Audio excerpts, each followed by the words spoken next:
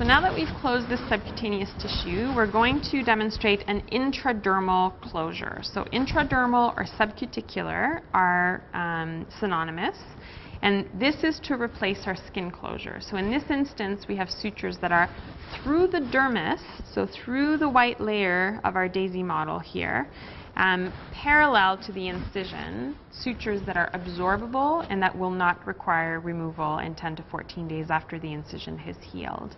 Now, the key to the simple continuous subcuticular or intradermal is that the knots have to be buried appropriately, or else you will have complications with healing. So again, the intradermal or subcuticular closure replace the skin closure. It's not one and then the other. So it's usually a 3-layer closure that does linea alba, subcutaneous tissue, and then skin, which is closed either with external non-absorbable sutures or with internal or intradermal subcuticular continuous absorbable closure.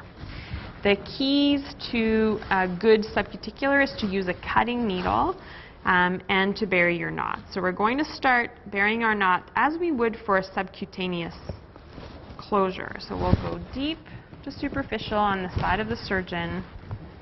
I'm using a very small needle here. I hope we can see the suture, and then superficial to deep. That gives us a superficial loop, but 2 ends that are deep. So we can tie our first throw.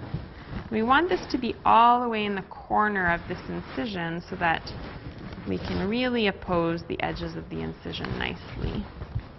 We cut the short end, and then again, this is a buried knot. We want to do our first throw as a deep to superficial throw to try and bring this suture even deeper if we can. So I go a little bit backwards, and I start right at the edge of my incision.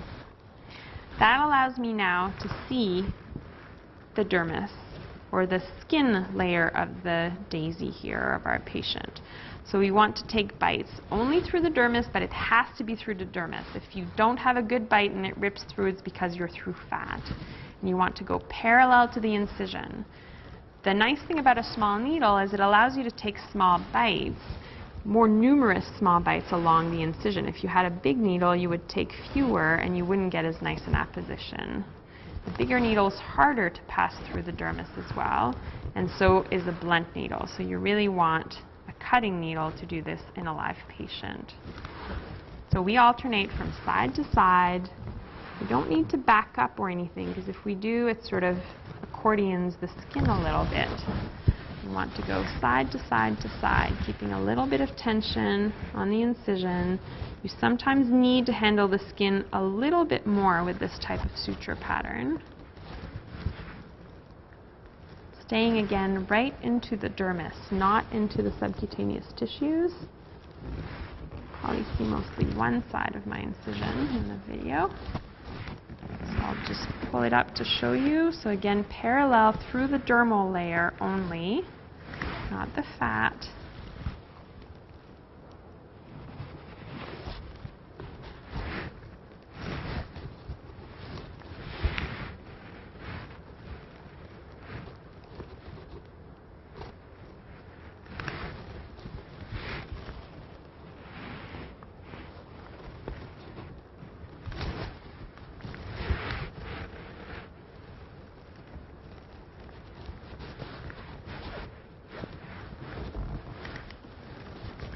We'll continue this through the whole length of our incision. A little longer with this short or small needle. It gives us a nice closure.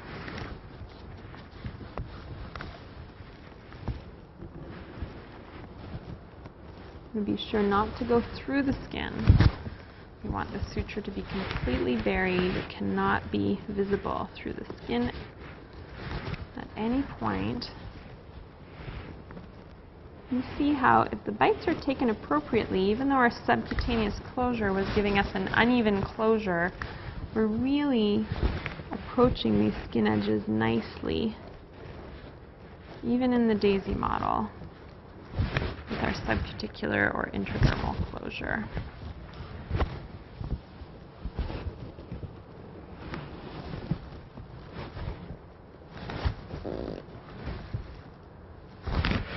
So we're getting close to the end of our incision. Again, we need to bury this knot.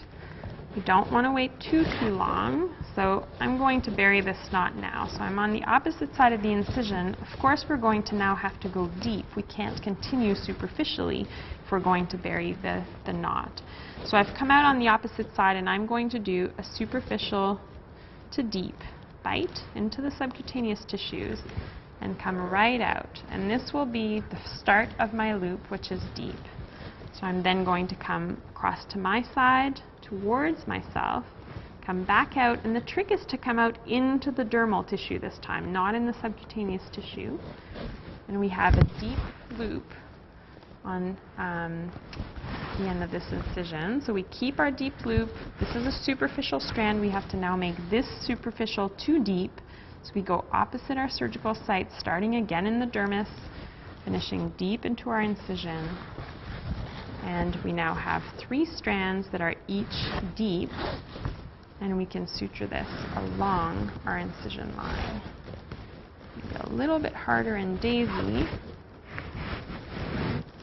but we should have a nicely buried knot. Remember, your knot will never be deeper than your most superficial strand. You can cut this nice and short. And then I usually inspect my knot to make sure that it has been internalized. And we can see here that it has been.